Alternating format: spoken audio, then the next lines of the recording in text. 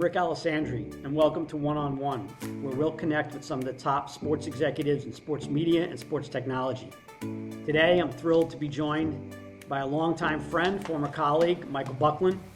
Michael serves as the Senior Vice President Digital Content at Fox Sports, where he manages the production, distribution, and strategic integration of content across all the digital platforms, including the award-winning Fox Sports app and foxsports.com, as well as Fox Sports social media, video, and audio platforms. Michael and his team have developed several successful original digital franchises, including Club Shay Shay, hosted by three-time Super Bowl champion and Pro Football Hall of Famer Shannon Sharpe, the People's Sports Podcast with Mark Titus and Charlotte Wilder, Flippin' Bats with Ben Verlander, the number one ranked show with RJ, Out of Character with Ryan Satin, and many others. With a roster of 250 broadcast and multimedia personalities, Fox Sports' digital department serves as an industry-leading personality and perspective for the modern American sports fan. Prior to joining Fox Sports in 2016, Bucklin served over 10 years at ESPN, rising up and developing the social media strategy for ESPN across many of their platforms. Michael, welcome. Thank you. Good to see you, Rick. Good to see you too. First of all, congratulations on Sports Business Journal's 40 Under 40. What a tremendous honor. What does it mean to you? Thank you. It's a bit odd to accept an individual award when you're preaching team so often. But I got to tell you, the texts from friends and colleagues were pretty incredible. So it gave me a great excuse to connect with some of my favorite people in the industry. And so I'm appreciative for that reason. Well, we're definitely looking forward to celebrating with you in a couple of months. Tell us how you got to your current role. Obviously ESPN first, but now Fox Sports. What was the path to get where you are today? That's a great question. It's certainly being in digital while digital was innovating so quickly certainly helped me in my career. It's interesting. I feel like a lot of the opportunities you get in your career probably originate in rooms that you're not in, by decision makers that are in those rooms. And I'm pretty lucky that back in 2006, some of our old colleagues like Raf Poplock and Brian Daly and Eric Sorensen from that 34th Street office, I guess they were in one of those little rooms, and for some reason they bet on me, no work experience at the time, and invited me into the ESPN family. And I just always stayed on the forefront of digital media. And as it evolved and it became more important, and it evolved into social media and digital video and live video, I try to stay at the forefront at it. And thankfully, a few years back, folks like Charlie Dixon here at Fox Sports and Brad Zager and Mark Silverman and Eric Shanks, I'm sure they were in one of those small rooms trying to figure out, what's the next step for Fox Sports Digital. And I was thankful they chose me. One of the things I remember about you is the integration with the video games and bringing all those assets together as well. You were at the early days of that also. When you think about kind of the next evolution in terms of all the social and digital platforms out there, what excites you about today's digital and social media world? Yeah, that was a dream job, by the way. My first job out of college, I got to work on integrating ESPN graphics into EA Sports video games.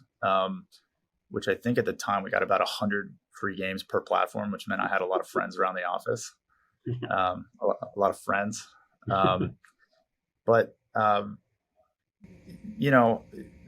best part about working in digital is it just evolves so quickly. And I think we have our toe in a lot of the different digital waters, whether it's, creating NFTs for the USFL, whether it's using a lot of these new cloud production technologies. Like during the pandemic, we produced over 1,000 hours of live content for Fox FS1 and digital platforms from a garage in Santa Monica. That type of technology and equipment and know-how just did not exist 5-6 years ago. And so one of my favorite parts of this industry is it just never stops. It's relentless. It's innovating every single day. We specifically look at what types of innovations help us produce live broadcasts. Because those are the biggest bets of our company. The biggest events, whether it's the Super Bowl, the World Series, the World Cup, whether it's new initiatives like gambling or it's new initiatives like the USFL, we try to think like, how do these technologies help us get closer to the athletes, bring fans closer to the action, during the USFL, we had, some absurd number of microphones on the field, and we were able to create highlights that, traditional highlights are voiced over by, let's say, a host. For the USFL, you could have a highlight. The entire highlight was hosted by the coach, the offensive coordinator, the quarterback, the wide receiver, the running back. And so the types of innovations that allow us to bring people closer to the action is the kind of innovation that we want to be invested in. And that's where we spent the most amount of our time. Yeah, I mean, Fox Sports has a long history of innovation in sports. When you think about launching a new league like the Mhm. rebirth of the USFL, talk about how you approach that and talk about the success that you've seen with the start of with the season. Yeah, it turns out people really, really like football. And, the 17 weeks a year or whatever, they get it, during the regular season, and then the playoffs during the fall. Obviously, it's the most popular sport in America, but it seems like there's an appetite for more football at different parts of the year, and you're seeing the emergence of some spring leagues. We were pretty proud to be, I think it was like the first spring league in something like 20 years to make it to a season two. But heading into this first season, we felt it. It's like the day that we turned on our digital and social channels, I think we got to game one of the season and we had 1 million social followers. So people were just ready to eat it up. Of course, there's 1 million different ways you could cover, a new league. There's 1 million different ways you could use digital and social media to promote it. For us, the biggest thing was to make sure fans felt like there was transparency in the league.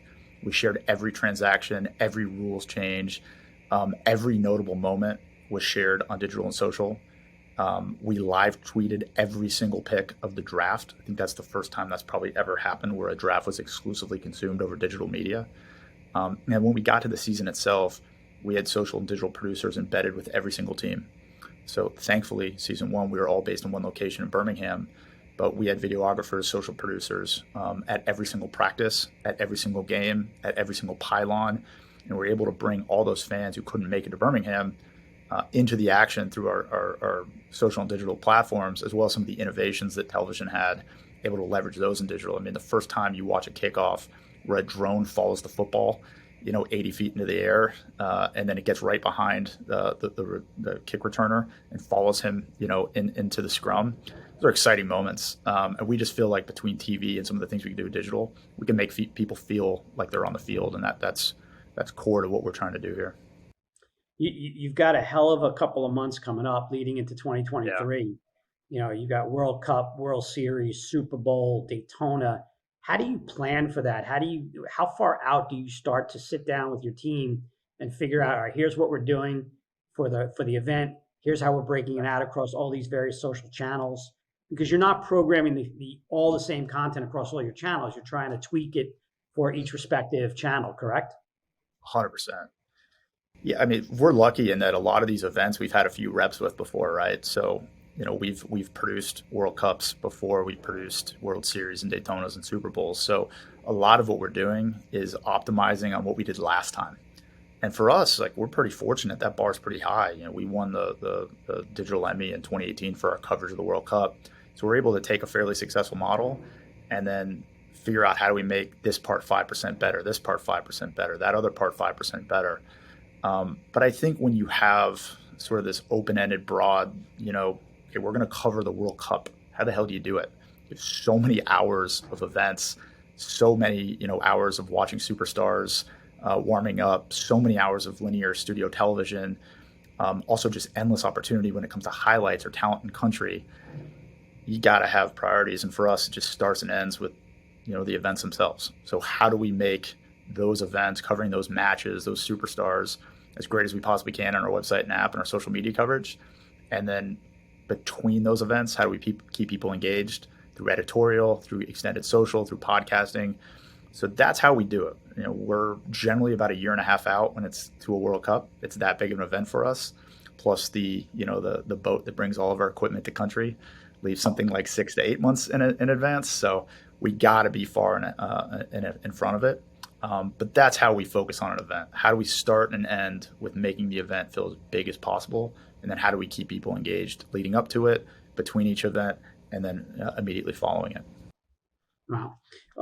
I know one of the other things that really is important to you is developing talent. I think you were the beneficiary of some folks in your background who really saw something in you, was able to dedicate the time, cultivated that and dedicated time to you. How do you approach mentorship, leadership? How do you bring along your talent in your organization? I've definitely had a lot of help, and I've learned from a lot of the people that helped me. I think one of the areas that it starts is, first of all, you got to recruit extraordinarily well. You got to find the best people. And then once you find the best people, I've kind of seen this trend that, a project ends or someone at the end of the year, you're doing a review, and there's just all this pressure today to call everything a win, to call everything a success, to say everything's awesome. And I think that inadvertently sets people back. And so one of the things that we try to do here when it comes to our top talent is be brave and bold enough to start with, hey, we have a shared goal of being great. We have a shared goal of improving. We have a shared goal of getting better every day. But in order for that to happen, not everything can necessarily be great or excellent or the best ever. Like, we need to be brave enough to tell someone, hey, there's a chance to improve here. Even if it's one of your top performers, and I would argue that you should actually be doing that the most with your top performers. It starts with that agreement, though, that we want to be great. And so that's a conversation that we have with our top performers around here. What do you aspire to do? Once there's alignment on what we aspire to do, we aspire to be the best. We aspire to be great. We aspire to break records. We aspire to do things for the first time in our industry. And once we have that agreement between management and employee, now it's time we hold each other accountable and go after it and get it. And so there's, something we say almost every day here is we got to embrace the tough convos. And the tough convos are, sometimes you got to pull out a magnifying glass, but every project has something we could do better at. And that's something we spend a lot of time on. And I've found that the best employees, they love it. The best employees want more of it. They're constantly seeking that feedback. And they're almost holding us accountable as management and leadership to provide them smart notes, when they do come to us. So that's important for us. We try to do postmortems on every major project that we have and try to find one or two things, even if we have to look really, really hard, to ensure that we're always getting better. Well, obviously, lots of people want to break into sports. Yep. Remember at ESPN, we used to get thousands and thousands of unsolicited resumes every year of kids wanting to break in. What's the best advice you give somebody who's looking to kind of crack the sports marketplace and land a job within the sports industry? I think the first thing it's you got to work harder than you think you got to work. I think you got to treat people incredibly well. I think you got to be fun and be someone that people want to work with. But I guess to actually crack in, it's funny. You ask everyone in this industry, how'd you get into the industry? And everyone starts with like, well, my story's unique. It turns out that everyone's story is unique. Everyone saw an opening and they went for it. Very few people just completely randomly got selected. It's almost like they all found someone who knew someone who knew someone who knew someone, or maybe they were on their own. They created their own, YouTube channel or Twitter handle, something that allowed them to show their work to a prospective hiring manager that made them interesting. And once they get that foot in the door, doing everything they can, all the hustle they can, the proactive follow-ups they can to get that door open a little wider so they can slide into it. To me, if you think there's one way in, that's a bad way to get started. You just gotta hustle until you get that foot in. Once you get one foot in, get another foot in until you get all the way in. Getting in is obviously so hard. I've been told a number of times the internships at these companies are harder to get than jobs. But any way you can get in, you got to get in, you got to hustle, you got to make friends, and you got to be someone that other people want to work with. Everyone thinks sports is just a cakewalk, that it's a dream job. And in many cases it is, not going to lie. In many cases it is, and it has been. But what has been the most difficult part in terms of your career, and how'd you get through it? I don't know if there's ever been one individual difficult moment, but I think generally, you're right. Everyone wants to be in sports. There's no doubt about that. So there's a lot of competition for all the roles we have. And any day you wake up where you're a little tired, you're not ready to go that day, you kind of have to remind yourself there's 1,000 people. That's an understatement that would want to wake up and work on a World Cup or a Super Bowl. But to me, the most difficult, or at least ongoing challenge of what I do is the world of digital and social just never stops evolving.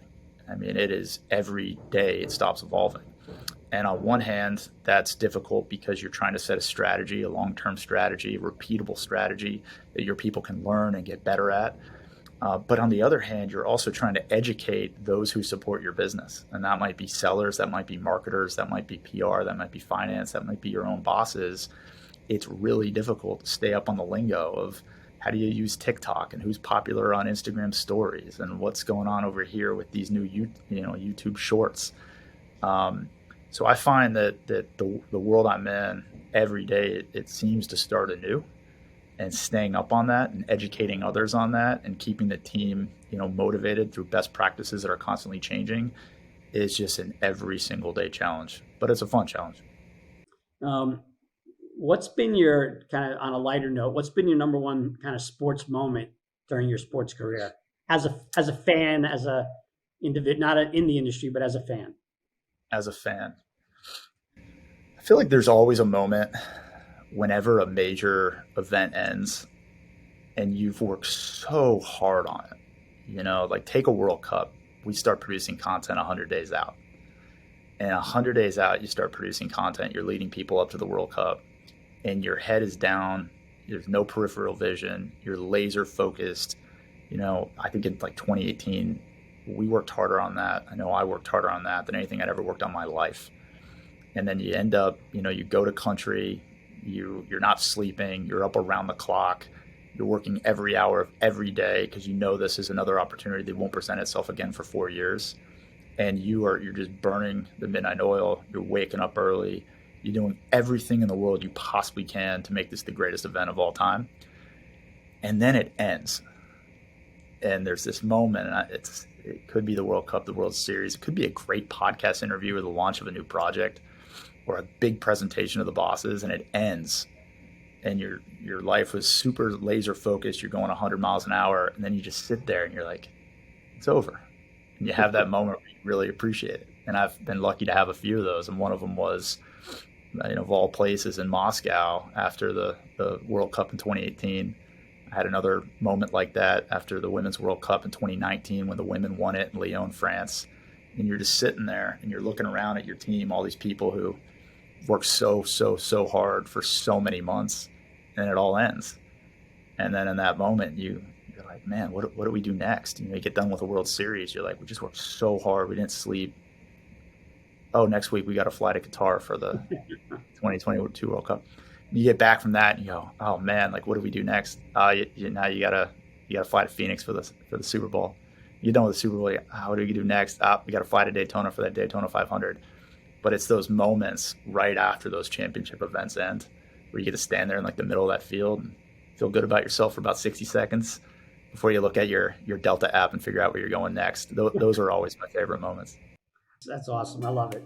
Well, listen, Michael, thank you so much for the time today. Really appreciate it. Again, congratulations on Sports Business Journal's 40 Under 40. The accolades I know are going to keep coming. So thanks again for spending some time with us today. Awesome. Thanks for having me, Rick.